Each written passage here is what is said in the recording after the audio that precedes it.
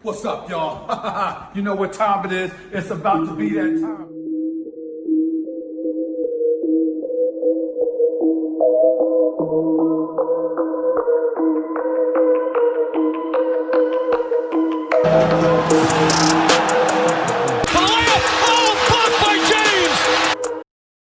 What's up, YouTube, and welcome to the debut episode of the Layup Line. My name is Dolos, and today we're going to be talking about the longest season in NBA history and how the Lakers managed to come out of that with their 17th franchise title.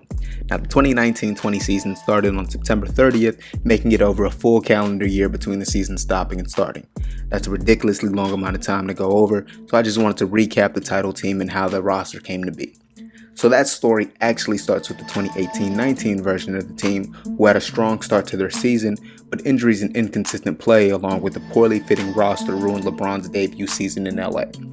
The team parted ways with three-year head coach Luke Walton, and after Magic Johnson surprisingly quit the position as the team's president of basketball operations during his second full year, the first LeBron Lakers season was viewed as a failure.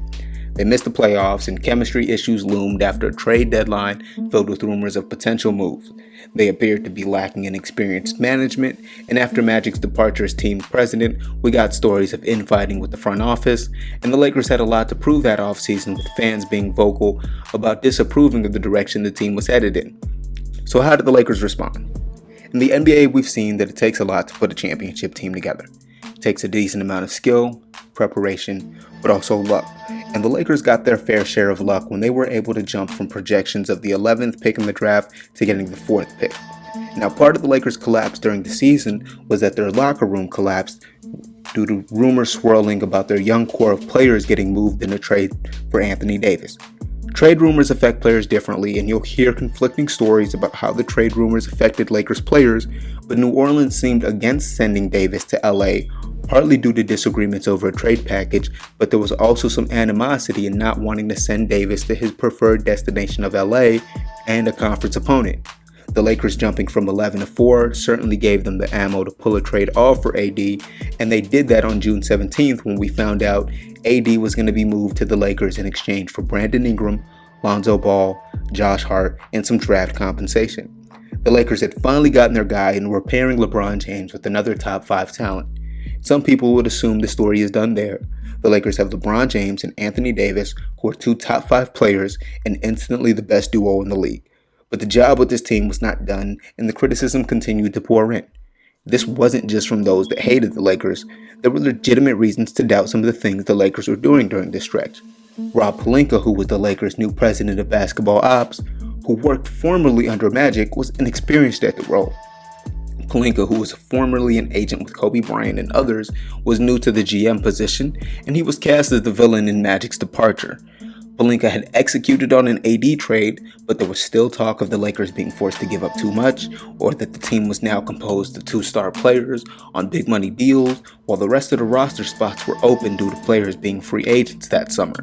The team still needed to make minor money moves around the margins just to make the AD trade work, sending out Jamario Jones, Isaac Bonga, and Mo Wagner, causing some in the media to question if Rob Pelinka even understood the cap dynamics of the job he was taking.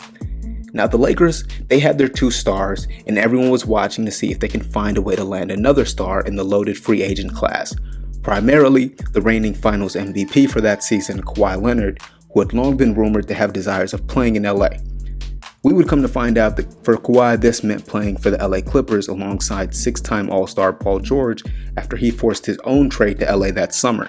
While in pursuit of Kawhi Leonard, the Lakers were forced to sit on the sidelines as Kawhi made his free agency decision and watch valuable rotation players get snatched off the market by other teams. After the 2018 season, where the Lakers management failed at surrounding LeBron with ample shooting, it appeared that they would be forced into a similar situation this season. The Lakers missed out on some of the bigger name role players who could fit next to LeBron and AD, and this caused more criticism to come raining in. The only signings the team were able to make were after the market dried of the kind of players they were looking for. The only signing the Lakers made that was given any praise was acquiring sharpshooter Danny Green, who is coming off of his second title with the Raptors. The Lakers continued on to sign Avery Bradley, Quinn Cook, DeMarcus Cousins, Troy Daniels, Jared Dudley.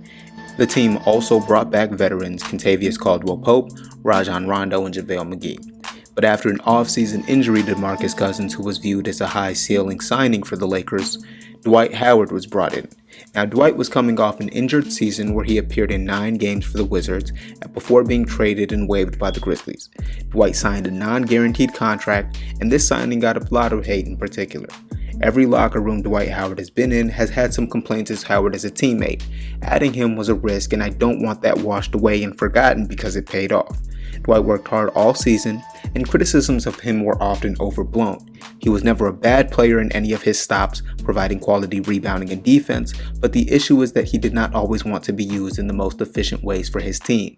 The Lakers were so hesitant to sign Dwight, in fact, that they needed the okay from starting center JaVale McGee and other teammates to decide if they really believed in Howard's commitment.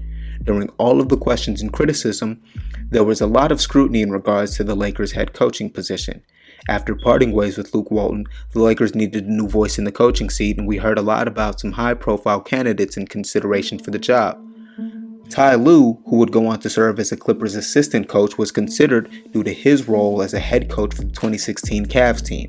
His familiarity with LeBron from 2016 led many to believe it was a done deal, until we learned that Lue was taking his name out of the race because the Lakers' front office wanted a level of control in picking his assistant coaches.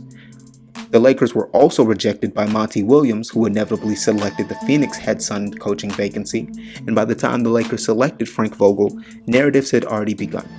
The Lakers got their third option in the coaching search and placed Jason Kidd on his bench as an assistant to be ready to take over when they moved on from Vogel. And Vogel was expected to be the next David Blatt, who was the Cavs head coach in 2015, who was ultimately replaced by Ty Lue due to doubts about Blatt's head coaching ability at the highest level. People overspeculated on what LeBron and Vogel's relationship would look like, and if he was the right guy to coach LeBron up on defense after several years of some average to below average defensive showings. Defense would actually be very key to the Lakers' identity. Anthony Davis made it very clear early that he wanted to be Defensive Player of the Year. Davis and Vogel get a lot of credit for motivating an increased effort from LeBron on defense this year as well. I wanted to spend a lot of time on the offseason to point out that this Lakers team was not a perfect team. They were not a super team by any means. The Lakers were a very good team. They were considered a contender for much of the season and were expected to, at the very least, make a conference finals appearance. But all season long, we saw that the Lakers were a team that also exceeded those expectations. Exposed holes in everything from management to roster depth to coaching, and there were just other teams reasonably expected to outperform the Lakers this season. But the Lakers got out to a hot start on the season with only 3 losses in their first 20 games. Doubters still pointed to their relatively easy schedule in the first half of the season until the Lakers went on to have a great December, beating notable conference opponents in the Denver Nuggets, the Dallas Mavericks, and the Utah Jazz. Doubters finally focused on the disappointing losses to preseason title favorites like the LA Clippers and the Milwaukee Bucks. Now, I very intentionally say critics instead of haters because the Lakers did leave room for some doubt. They did underperform against title favorites and even had an embarrassing road loss to the Celtics late in January. The Lakers did benefit from an initial early schedule. The Lakers had inconsistent offensive play from the bench and a general lack of half-court offense for a team viewed as a title favorite. But the Lakers were still doing things no one else in the league was doing. If you were looking at holes to poke in their success, they did exist, and even the Lakers fan base had critiques and concerns about their run. But if you were looking for reasons to believe in them, those were there too.